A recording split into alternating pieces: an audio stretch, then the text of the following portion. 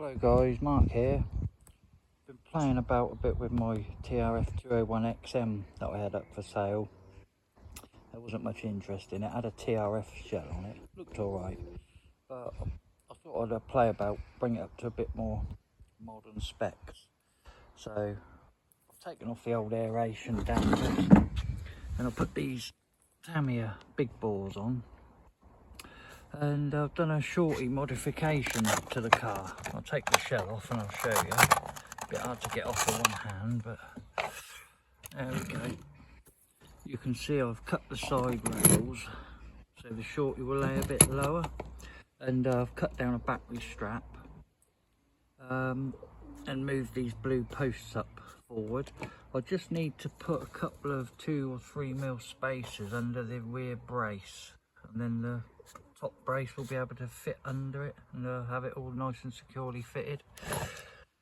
But yeah, I think that's made the buggy look really nice. Changed the wing mounts. It had the old standard body clip type wing mounts on, which I've never liked. It unless you spend ages using little packers and spacers, the wing flops about. But I've updated it to these DBO1/501X screw types.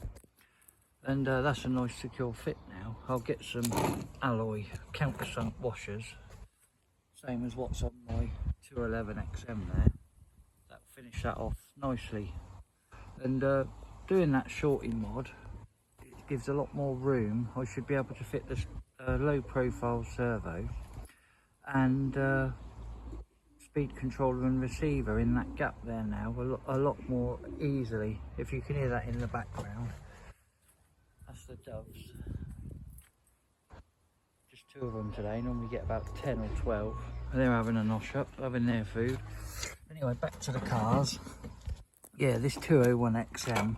It's a lovely car. The only reason I was really thinking of selling it is the fact that it's got a ball diff, and I'd much prefer to use a car with a gear diff.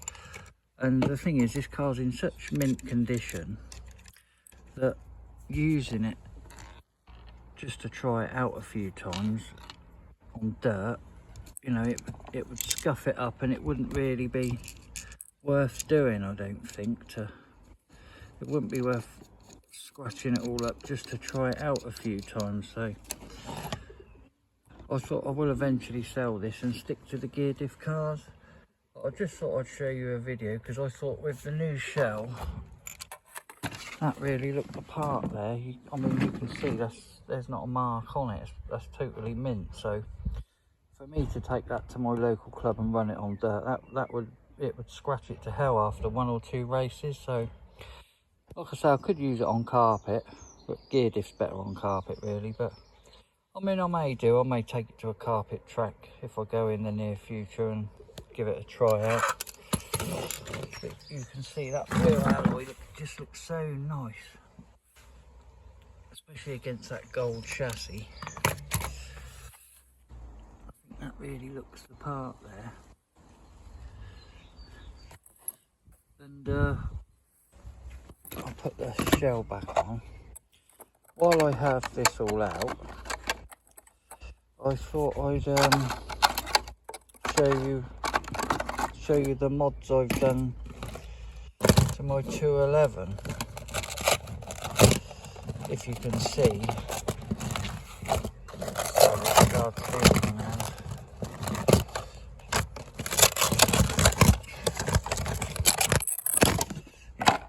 so back to this 211.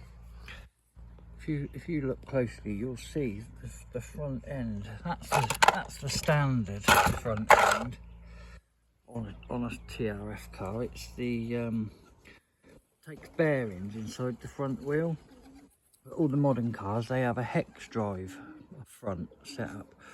So what I've done, I bought this front end off of a Yakomo YZ4, and they're actually some really nice pieces. You can see it has that little carbon fibre Ackerman standoff. I believe they're changeable to change the geometry. You can swap them out for different ones to change Ackerman, I think. And also, which is a really nice touch, which I will do eventually, you can buy an alloy caster block for this Yokomo setup, and that looks really nice, so I'll get one of those eventually. I nicked the big balls off of this 211 to put on the 201, but I've got some more. I just need to assemble another set of big balls. And this 211, I'm also planning on running a shorty pack in this 211. So these new shorties, they were only delivered today. I haven't tried them yet. But my old shorty was 25mm high, and it was slightly too high to be used in this car. The thing is, on a 201, you can put spacers under the rear waterfall brace to raise it up higher. But on this 211, you can't, because it's trapped by that hanging over pieces on that waterfall. You're limited unless you mounted the carbon on top of those, which I really wouldn't want to do. You can't really go much higher on the battery. So anyway, these were delivered today. This is the first time I'm trying it. So these are 18.5mm. So by my calculations, I'm hoping that this strap, yes. So the strap fits perfectly. That's absolutely perfect fit. So that's how I will run this car with a shorty setup. Again, I'll take these blue blocks out. Low profile servo, that means I can run the speed control behind the servo. Plus, with this setup, I can put some old scrap foam in the gaps, and you've got a bit of play there, forward or backwards, for your weight balance, how you want to run the shorty. The shorty, it can't quite sit totally flat because of these raised rails, but I mean they're only a couple of millimeters, and with the ultra low central gravity batteries, I don't think it'll make a lot of difference. And what I was planning on doing, you can buy Tamiya do brass battery weights. They were originally designed to go under saddle pack cells, so they will fit perfectly in that gap there between the two raised rails. So I was thinking a couple of brass battery weights taped together with some thick double-sided tape. I'm hoping that would bring these two rails up. That would fill this gap and make this all level. It would fill the gap there. The other alternative is I could actually Dremel away some of these, a section of those raised bits, but for the sake of 2mm height difference, I don't really want to start cutting up the chassis. I don't think it would make a lot of difference to the stiffness, because these chassis are so stiff anyway. There's a few options there. I mean, this chassis is used, so I wouldn't feel too bad about experimenting on it. You know, I may eventually take the Dremel to it. I have got a couple of brand new chassis, so I can always put a new one on in the end. But this car's got a long story to it. This car basically started off me getting into TRF cars. A guy on Facebook had a 211, and he had a phantom shell on it, and it just looked so good. I thought, oh, I've got to get one of those. So I got one, but I had it for quite a while, raced it a couple of times, and it went really well. But in the meantime, I got back into vintage stuff. I got into Avanti, Egress, well, re-releases, Top Force, VQS, and I sold a lot of my TRF stuff. But I always regretted it.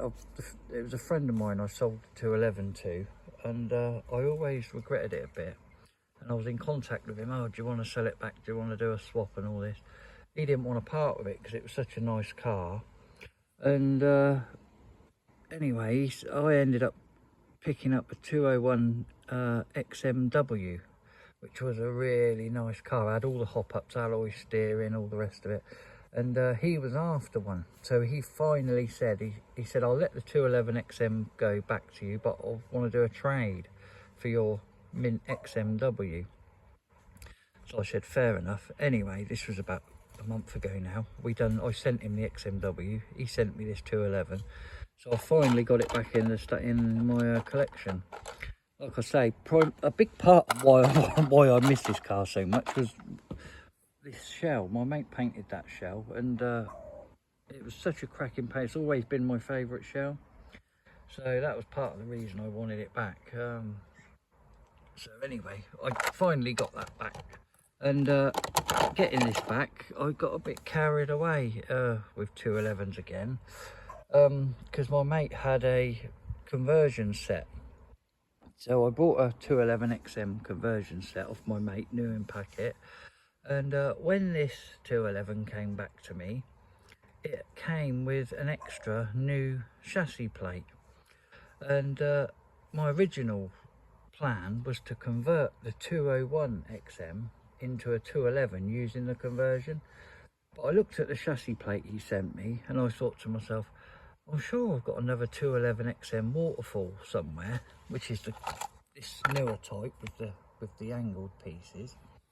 And I thought to myself, well, I won't use the blue blocks. I don't really need them. So I thought I had a spare black gearbox. So I thought to myself, I thought I'll have a look on Tamiya. They had the little brace for sale. And the other unusual part is the little brass block. Well, Tamiya had the brass block as well. So my mate got me those parts in Germany, so I can actually I've actually got the parts to make up a complete second 211 XM without actually using the conversion kit. So I will actually end up with two 211s and still have the conversion kit for the possibility of a third conversion later down the line. The second 211 that I've basically got all the pieces together to make now, I'm pretty sure, I mean, I've already arranged to send them off. I'm pretty sure I'm going to send off all the alloy parts and have them anodized black like I did with DB01 that I had. Because I've got my four-wheel drive is a DB01 Triple R, which is all black alloy. Well, I thought I'd make the 211 XM all in black alloy. That would match the Triple R. So anyway, that's what's planned. I'm pretty sure I'm going to send off sort of my spare motor plate, some rear hubs, what else, front brace can be sent off and done, rear brace. Like I said, I don't need to do the inner brace, the inner block, because that's brass anyway. And I'll use black nuts instead of these little blue nuts on all the battery strap and all the rest of it. Shock parts, they can all be done in black. And yeah, so that'll be my next build, a blacked out 211. But while I had it all out, I thought I'd show it all off and let you know my plans. I've got another clear phantom shell sitting in there, so the black 211 can have a phantom shell done for it as well, which would be nice. And yeah, so I'm pleased that lipo fits anyway. That's the reason I got it all out, was to test fit these lipos that arrived today, and they fit nicely, so I'm pleased with that. So yeah, I just thought I'd make a little quick video. So that's me waffling on a bit now, so I'll let you guys go. But thanks for all the subs, got over 100 subscribers now, so hope you enjoy the Tamiya cars as much as I do, and thanks for listening. I'll speak to you soon. Bye.